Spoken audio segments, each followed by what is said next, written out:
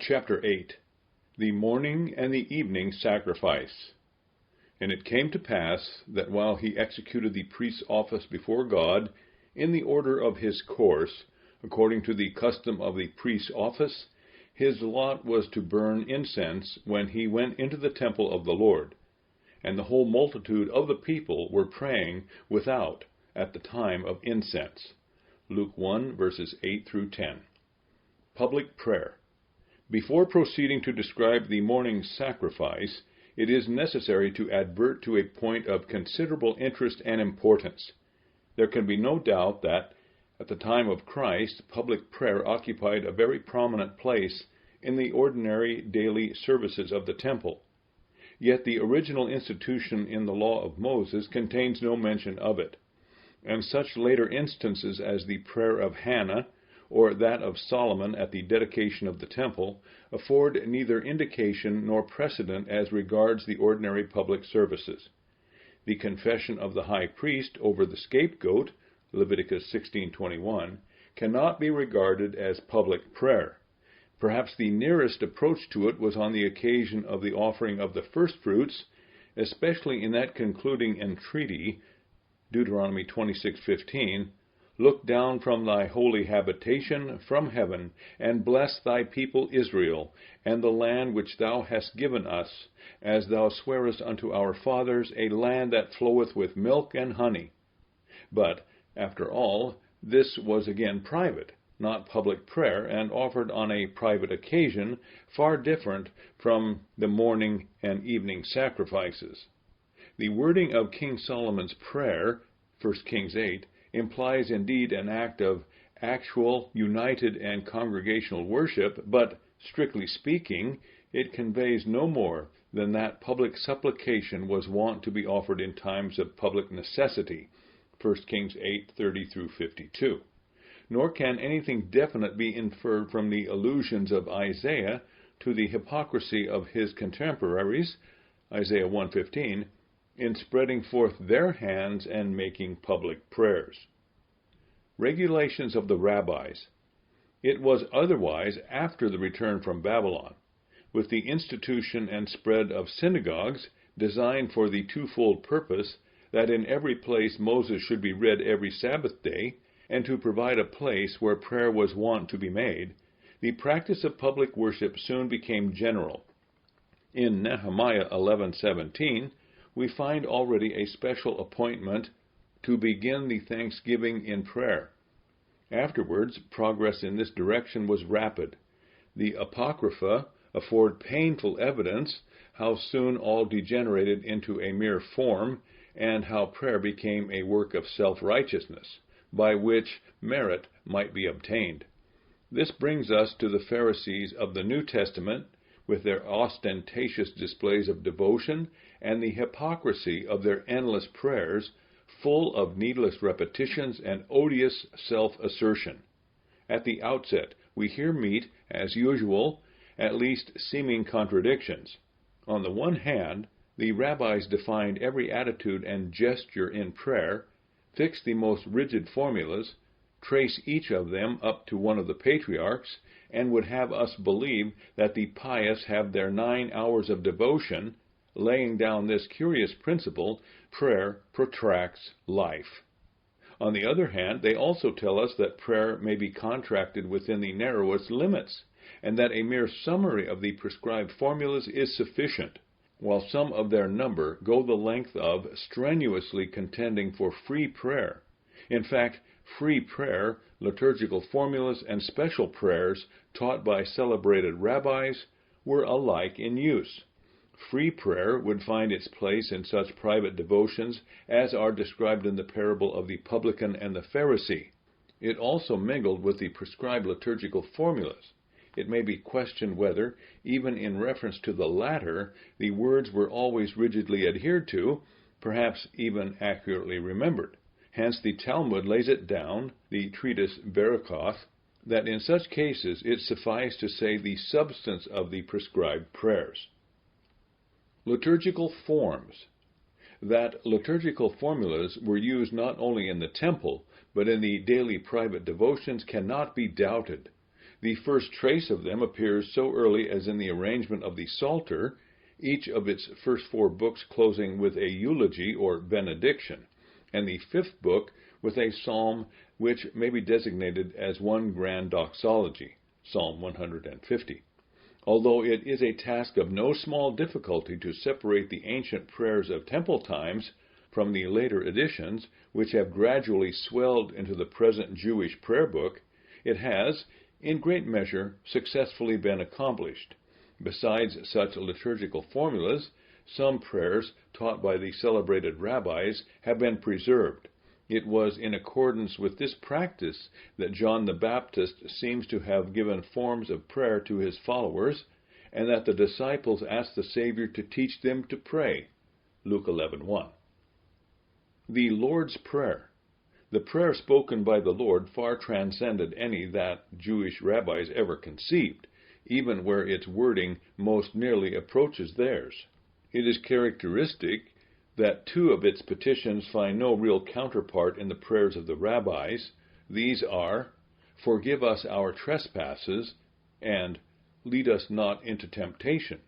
In the temple, the people never responded to the prayers by an Amen, but always with this benediction, "Blessed be the name of the glory of his kingdom forever." This formula was traced up to the patriarch Jacob on his deathbed. In regard to the kingdom, whatever the rabbis understood by it, the feeling was so strong that it was said, "Any prayer which makes no mention of the kingdom is not a prayer at all." Attitude in prayer. The attitude to be observed during prayer is very accurately defined by the rabbis. The worshipper was to stand, turning towards the holy place. He was to compose his body and his clothes, to draw his feet close together, to cast down his eyes, at least at the beginning of his prayer, to cross his hands over his breast, and to stand as a servant before his master with all reverence and fear. Even the priests, while pronouncing the priestly blessing, were to look to the ground. In regard to this special manner of bowing before the Lord, a distinction was made between bending the knees, bending the head, and falling prostrate on the ground. The latter was not deemed fit for every man, but only for such as knew themselves righteous men, like Joshua. The 2 elements in prayer. In general, the rabbis distinguish 2 elements in prayer on the ground of the 2 terms used by Solomon, 1 Kings 8:28, thanksgiving and petition. To these correspond the 2 kinds of early Jewish prayer, the eulogies and the tefillah, and thus, far correctly, as the 2 Hebrew words for prayer indicate, the one adoration, the other supplication, or rather intercession. Both kinds of prayer found expression in the temple services, but only after the manifestation of Him who in His person united the divine with the human nature could adoration and supplication be fully carried out. Nay, the idea of supplication would only be properly realized after the outpouring of the Spirit of adoption, where the people of God also became the children of God. Hence, it is not correct to designate sacrifices as prayers without words. These sacrifices were in no sense prayers, but rather the preparation for prayer. The tabernacle was, as its Hebrew designation shows, the place of meeting between God and Israel, the sacrificial service, that which made such meeting possible, and the priest, as the root of the word implies, he who brought Israel near to God. Hence, prayer could only follow after the sacrifice, and its appropriate symbol and time was the burning of incense. This view is expressed in the words, "Let my prayer be set forth before thee as incense," Psalm 141:2, and authoritatively confirmed in Revelation 5:8, where we read of the golden vials full of incense, which are the prayers of the saints. Burning of incense. It is this burning of incense which in the Gospel is alluded to in connection with the birth of John the Baptist, Luke 1:9. Zacharias had come up from the hill country of Judea, from the neighborhood of priestly Hebron, to minister in the temple. His course, that of Abia, was on duty for the week, and the house of his fathers for that special day. More than that, the lot had fallen on Zacharias for the most honorable service in the daily ministry, that of burning the incense on the golden altar within the holy place.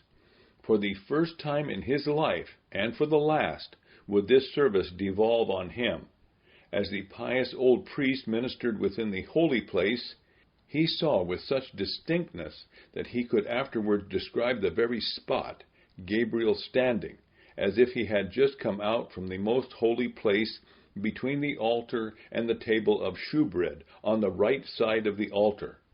So far as we know, this was the first and only angelic appearance in the temple, for we cannot attach serious importance to the tradition that, during the 40 years of his pontificate, an angel always accompanied Simeon the Just, when on the Day of Atonement he entered and left the most holy place, except the last year, when the angel left him in the sanctuary to show that this was to be the end of his ministry.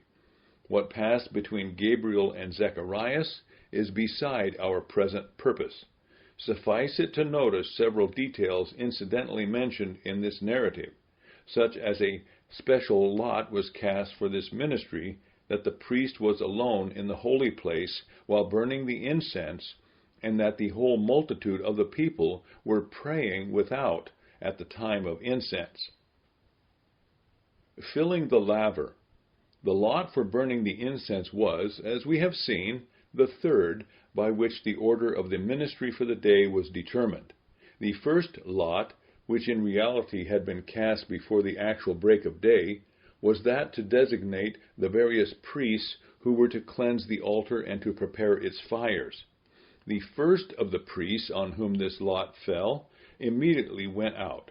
His brethren reminded him where the silver chafing dish was deposited, and not to touch any sacred vessel till he had washed his hands and feet. He took no light with him. The fire of the altar was sufficient for his office. Hands and feet were washed by laying the right hand on the right foot and the left hand on the left. The sound of the machinery, as it filled the laver with water, admonished the others to be in readiness. This machinery had been described by Ben Katan, who also altered the laver so that the 12 priests could, at the same time, perform their ablutions. Otherwise, the laver resembled that in the temple of Solomon. It was of brass. All the vessels in the sanctuary were of metal, the only exception being the altar of burnt offering, which was solid, and wholly of stones taken from virgin soil that had not been defiled by any tool of iron. The stones were fastened together by mortar, pitch, and molten lead. The measurement of the altar is differently given by Josephus and the rabbis. It seems to have consisted of 3 sections, each narrower than the former, the base being 32 cubits wide, the middle 28, and the top, where the fire was laid, of course, not including the horns of the altar, nor the space where the priest moved, only 24 cubits. With the exception of some parts of the altar, in which the cubit was calculated at 5 handbreadths, the sacred cubit of the temple was always reckoned at 6 handbreadths. Lastly, as readers of the New Testament know, whatever touched the altar, or, indeed, any sacred vessel, was regarded as sanctified, Matthew 23:19, but no vessel could be dedicated to the use of the temple which had not been originally destined for it. Preparing the altar. But to return. While the assistant priests were waiting, the first priest had taken the silver chafing dish and scraped the fire on the altar, removing the burnt coals and depositing them a little distance north of the altar. As he descended, the other priests quickly washed hands and feet, and took shovels and prongs, with which they moved aside what of the sacrifices had been left unburned from the previous evening, then cleaned out the ashes, laying part on the great heap in the middle of the altar, and the rest in a place whence it was afterwards carried out of the temple. The next duty was to lay on the altar fresh wood, which, however, might be neither from the olive nor the vine, For the fire destined to feed the altar of incense, the wood of the fig tree was exclusively used, so as to secure good and sufficient charcoal. The hitherto unconsumed pieces of the sacrifice were now again laid upon the fire. The second lot. These preliminaries finished, the priest gathered once more for the second lot. The priest on whom it fell was designated, along with the 12 who stood nearest to him, for offering the sacrifice and cleansing the candlestick and the altar of incense. Immediately after casting this second lot, the president directed one to ascend some pinnacle and see whether it was time to kill the daily sacrifice. If the priest reported, "The morning shineth already," he was asked again, "Is the sky lit up as far as Hebron?" If so, the president ordered the lamb to be brought from the chamber by the Beth Moked, where it had been kept in readiness for 4 days. Others fetched the gold and silver vessels of service, of which the rabbis enumerate 93.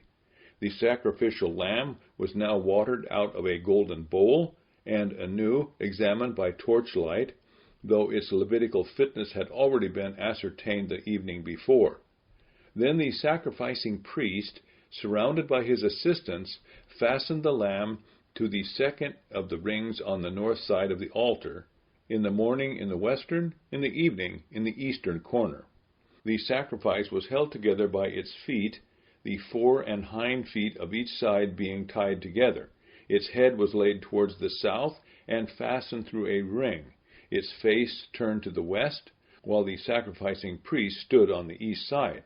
The elders who carried the keys now gave the order for opening the temple gates.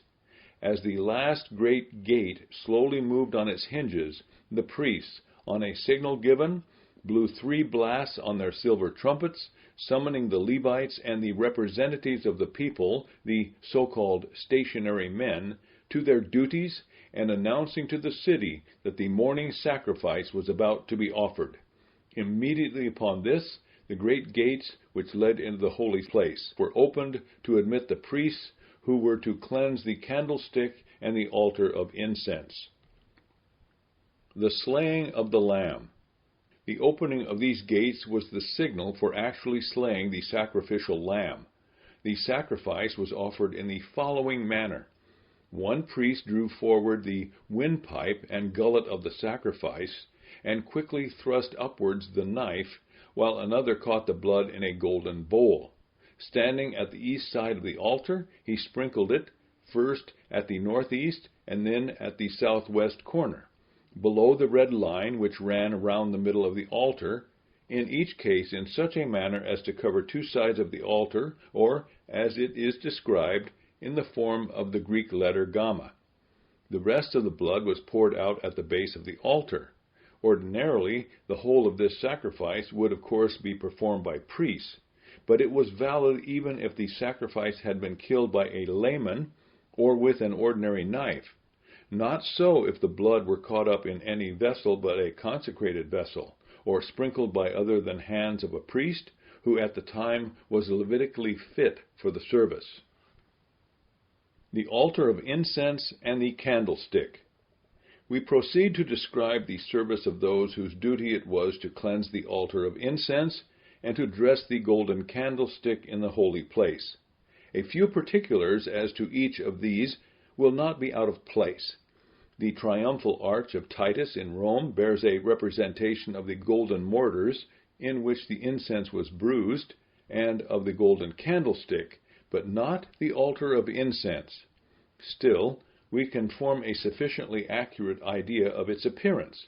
It was square, 1 cubit long and broad, and 2 cubits high, that is, half a cubit higher than the table of the shewbread, but 1 cubit lower than the candlestick, and it had horns at each of its 4 corners.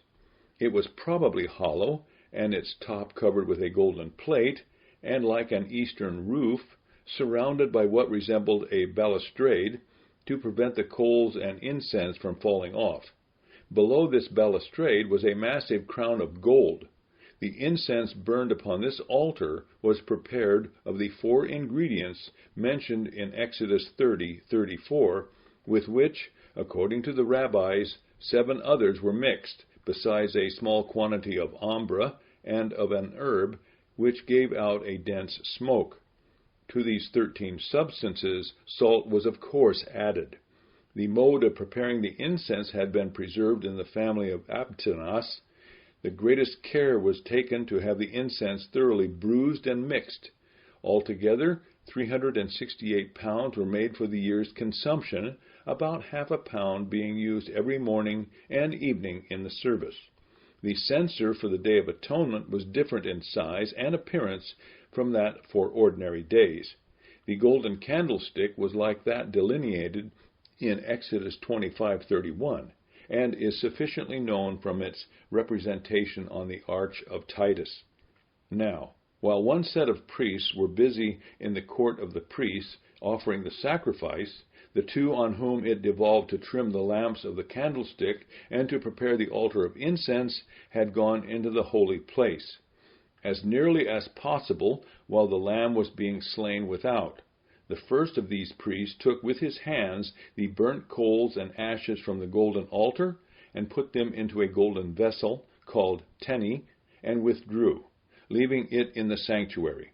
Similarly, as the blood of the lamb was being sprinkled on the altar of burnt offering, the second priest ascended the 3 steps hewn in stone which led up to the candlestick. He trimmed and refilled the lamps which were still burning, removed the wick and old oil from those which had become extinguished, supplied fresh, and relit them from one of the other lamps. But the large central lamp, towards which all the others bent, and which was called the western, because it inclined westwards towards the most holy place, might only be relit by fire from the altar itself. Only 5, however, of the lamps were then trimmed. The other 2 were reserved to a later period of the service. Salting the sacrifice. Meantime, in the court of the priests, the sacrifice had been hung on one of the hooks, flayed, cut up according to rules, cleaned, and handed to the 6 priests who were successively to carry the pieces to the rise of the altar, where they were salted and deposited. For every sacrifice must be salted with salt, nay, everything that was laid on the altar, except the drink offering. At the same time, 3 other priests carried up to the rise of the altar the daily meat offering, that of the high priest, and the drink offering.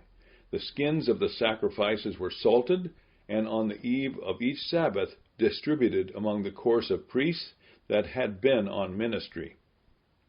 Prayer before the 3rd lot. And now the most solemn part of the service was about to begin. For the 3rd time the priests assembled in the hall of polished stones to draw the 3rd and the 4th lots. But before doing so, the president called on them to join in the prescribed prayers. Tradition has preserved these to us, subjecting them to the severest criticism so as to eliminate all later details. The words used by the priests before the 3rd and 4th lots were as follows. With great love hast thou loved us, O Lord our God, and with much overflowing pity hast thou pitied us, our Father and our King, for the sake of our fathers who trusted in thee, and thou taughtest them the statutes of life. Have mercy upon us, and enlighten our eyes. In thy law cause our hearts to cleave to thy commandments, unite our hearts to love and to fear thy name, and we shall not be put to shame, world without end. For thou art a God who preparest salvation, and us hast thou chosen from among all nations and tongues, and hast, in truth, brought us near to thy great name, Selah, in order that we in love may praise thee and thy unity. Blessed be the Lord, who in love chose his people Israel. After this prayer, the 10 Commandments were, at one time, wont to be repeated, a practice discontinued, however, lest the Sadducees should declare them to be the only essential part of the law. Then all assembled said the so-called Shema, which may be designated as a sort of credo or belief. It consisted of these 3 passages, Deuteronomy 6:4-9, and 11:13-21, and Numbers 15:3-5. 37 through 41. The lot for incense. After this, the lot was cast for burning the incense. No one might take part in it who had ministered in that office before, unless in the very rare case that all present had previously so officiated. Hence, while the other 3 lots held good for the evening service, that for the incense required to be repeated. He on whom this lot fell chose from among his friends his 2 assistants. Finally, the 3rd was succeeded by the 4th lot, which designated those who were to lay on the altar the sacrifice and the meat offerings, and to pour out the drink offering. Offering the incense. The incensing priest and his assistant now approached first the altar of burnt offering, one filled with incense, a golden censer held in a silver vessel, while another placed in a golden bowl burning coals from the altar. As they passed from the court into the holy place, they struck a large instrument, at the sound of which the priests hastened from all parts to worship, and the Levites to occupy their places in the service of song, while the chief of the stationary men ranged at the gate of Nicanor such of the people as were to be purified that day. Slowly the incensing priest and his assistants ascended the steps to the holy place, preceded by the 2 priests who had formerly dressed the altar and the candlestick, and who now removed the vessels they had left behind, and, worshipping, withdrew. Next, one of the assistants reverently spread the coals on the golden altar, the other arranged the incense, and then the chief officiating priest was left alone within the holy place to await the signal of the president before burning the incense. It was probably while thus expectant that the angel Gabriel appeared to Zacharias. As the president gave the word of command, which marked that the time of incense had come, the whole multitude of the people without withdrew from the inner court and fell down before the Lord, spreading their hands in silent prayer. Imagery in the Apocalypse. It is this most solemn period when throughout the vast temple buildings deep silence rested on the worshipping multitude, while within the sanctuary itself the priest laid the incense on the golden altar, and the cloud of odors rose up before the Lord, Revelation 5:8, which serves as the image of heavenly things in this description, Revelation 8:1, 3, and 4. And when he had opened the 7th seal, there was silence in heaven about the space of half an hour, and another angel came and stood at the altar, having a golden censer, and there was given unto him much incense, that he should offer it with the prayers of all saints upon the golden altar, which was before the throne. And the smoke of the incense, which came with the prayers of the saints, ascended up before God out of the angel's hand. Prayers with the incense. The prayers offered by priests and people at this part of the service are recorded by tradition as follows. True it is that thou art Jehovah our God, and the God of our fathers, our King, and the King of our fathers, our Savior, and the Savior of our fathers, our Maker, and the rock of our salvation, our help and our deliverer. Thy name is from everlasting, and there is no God beside thee. A new song did they that were delivered sing to thy name by the seashore. Together did all praise and own thee as King, and say, Jehovah shall reign who saveth Israel. Be graciously pleased, Jehovah our God, with thy people Israel, and with their prayer. Restore the service to the oracle of thy house, and the burnt offerings of Israel, and their prayer accept graciously and in love. And let the service of thy people Israel be ever well-pleasing unto thee. We praise thee, who art Jehovah our God, and the God of our fathers, the God of all flesh, our Creator, and the Creator from the beginning. Blessing and praise be to thy great and holy name, that thou hast preserved us in life and kept us. So preserve us and keep us, and gather the scattered ones into thy holy courts, to keep thy statutes, and to do thy good pleasure, and to serve thee with our whole heart, as this day we confess unto thee, Blessed be the Lord, unto whom belongeth praise. Appoint peace, goodness, and blessing, grace, mercy, and compassion for us, and for all Israel thy people. Bless us, O our Father, all of us as one, with the light of thy countenance. For in the light of thy countenance hast thou, Jehovah our God, given us the law of life, and loving mercy and righteousness, and blessing and compassion, and life and peace. And may it please thee to bless thy people Israel at all times, and at every hour with thy peace. May we and all thy people Israel be remembered and written before thee in the book of life, with blessing and peace and support. Blessed be thou, Jehovah, who blessest thy people Israel with peace. These prayers ended, he who had formerly trimmed the candlestick once more entered the holy place, to kindle the 2 lamps that had been left unlit, and then, in company with the incensing priest, took his stand on the top of the steps which led down to the court of the priests. The other 3 who had also ministered within the holy place gathered beside him, still carrying the vessels of their ministry, while the rest of the priests grouped themselves on the steps beneath. Meanwhile, he on whom the 4th lot had fallen had ascended to the altar. They whose duty it was handed to him one by one the pieces of the sacrifice. Upon each he pressed his hands, and next flung them confusedly upon the fire, that so the flesh of the sacrifice might be scattered as well as its blood sprinkled. After that he ranged them in order to imitate as nearly as possible the natural shape of the animal. This part of the service was not unfrequently performed by the high priest himself. The blessing. The priests who were ranged on the steps at the holy place now lifted their hands above their heads, spreading and joining their fingers in a peculiar mystical manner. One of their number, probably the incensing priest, repeated in audible voice, followed by the others, the blessing in Numbers 6:24 through 26. Jehovah bless thee and keep thee. Jehovah make his face shine upon thee and be gracious unto thee. Jehovah lift up his countenance upon thee and give thee peace. To this the people responded, Blessed be the Lord God, the God of Israel, from everlasting to everlasting. In the modern synagogues, the priestly blessing is divided into 3 parts.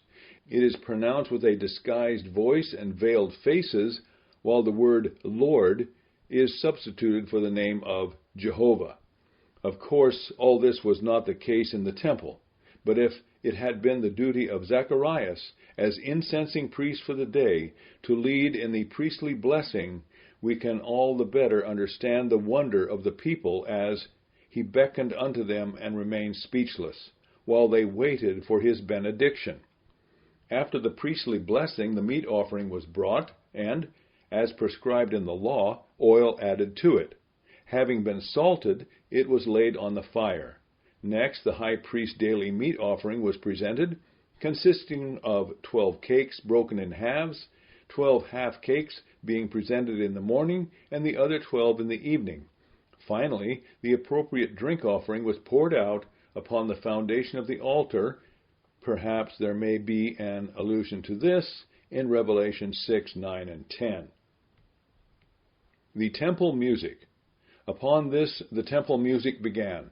It was the duty of the priests, who stood on the right and the left of the marble table on which the fat of the sacrifices was laid, at the proper time to blow the blasts on their silver trumpets.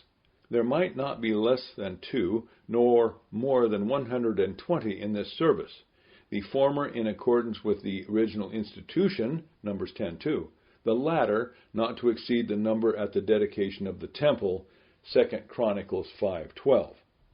The priests faced the people, looking eastwards, while the Levites, who crowded the 15 steps which led from the court of Israel to that of the priests, turned westwards to the sanctuary. On a signal given by the president, the priests moved forward to each side of him who struck the cymbals. Immediately the choir of the Levites, accompanied by instrumental music, began the psalm of the day. It was sustained by not less than 12 voices, with which mingled the delicious treble from selected voices of young sons of the Levites who, standing by their fathers, might take part in this service alone. The number of instrumental performers was not limited, nor yet confined to the Levites, some of the distinguished families which had intermarried with the priests being admitted to this service. The psalm of the day was always sung in 3 sections. At the close of each, the priests drew 3 blasts from their silver trumpets, and the people bowed down and worshipped. This closed the morning service. It was immediately followed by the sacrifices and offerings which private Israelites might have to bring, and would occasionally continue till near the time for the evening sacrifice. The latter resembled in all respects that of the morning, except that the lot was only cast for the incense, that the incense was burned not as in the morning before, but after the pieces of the sacrifice had been laid on the fire of the altar, and that the priestly blessing was generally admitted. The order of psalms. The following was the order of the psalms in the daily service of the temple. On the first day of the week they sang Psalm 24, "The earth is the Lord's," etc., in commemoration of the first day of creation, when God possessed the world and ruled in it. On the second day they sang Psalm 48, "Great is the Lord and greatly to be praised," etc., because on the second day of creation the Lord divided his works and reigned over them. On the third day they sang Psalm 82, "God standeth in the congregation of the mighty," etc., because on that day the earth appeared, on which are the judge and the judged. On the fourth day Psalm 94 was sung, "O Lord God, to whom vengeance belongeth," etc., because on the fourth day God made the sun, moon, and stars, and will be avenged on those that worship them. On the fifth day they sang Psalm 81, "Sing aloud unto God our strength," etc., because of the variety of creatures made that day to praise his name. On the sixth day Psalm 93 was sung, "The Lord reigneth," etc., because on that day God finished his works and made man, and the Lord ruled over all his works. Lastly, on the Sabbath day they sang Psalm 92, "It is a good thing to give thanks unto the Lord," etc., because the Sabbath was symbolical of the millennial kingdom at the end of the 6,000 years dispensation, when the Lord would reign over all, and his glory and service fill the earth with thanksgiving.